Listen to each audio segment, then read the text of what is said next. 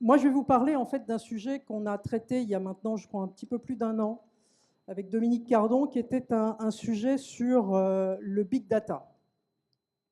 Et big data, qui dit big data, dit évidemment données, dit surtout algorithme aujourd'hui et dit beaucoup intelligence artificielle. Et la question que l'on a derrière tout cela, et en tous les cas celle qu'on s'était posée et qu'on continue à se poser parce que l'affaire n'est pas terminée, évidemment, et on aura d'autres travaux sur le sujet et sur le rôle du cadre dans ce domaine, c'est homme asservi ou homme augmenté par la machine et ou par les data. Nous sommes, et là c'est très clair, dans une économie qui se, et pardonnez-moi le néologisme, qui se plateformise. Donc on a une économie de plateforme de plus en plus développée, qui nous vient d'ailleurs, hélas devrais-je dire, plutôt des États-Unis que de l'Europe, voire de la Chine. Et on est dans une économie qui est donc qui fait la part belle à l'algorithme, à l'intelligence artificielle. Et il est absolument urgent de se préoccuper de former les cadres sur ces sujets pour qu'effectivement le cadre et ses collaborateurs, donc les êtres humains qui composent l'entreprise,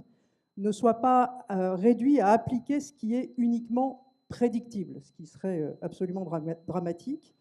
Et ce d'autant qu'on ne sait pas toujours très bien comment sont constitués ces algorithmes, ce qu'ils cachent derrière, et certains n'ont pas toujours d'ailleurs une pensée totalement juste des choses, et je ne citerai personne pour ne pas faire de débat. Mais il faut avoir à l'esprit que les choses ne sont pas toujours dénuées de pensée politique quand il y a des algorithmes en jeu. Alors, il faut éviter, effectivement, c'est ce qui avait eu trait dans ces travaux, éviter d'entretenir l'illusion de la gestion parfaite par le chiffre et le meilleur des mondes par l'algorithme. Nous pensons, en tous les cas, c'est ce que les travaux avaient effectivement donné comme conclusion, nous pensons que l'erreur est bénéfique dans le processus d'apprentissage et de stratégie et de management, et que la régulation humaine et le désir d'éthique, et on en est bien effectivement sur la désirabilité notamment de la fonction cadre, sont au cœur de la responsabilité du cadre en entreprise.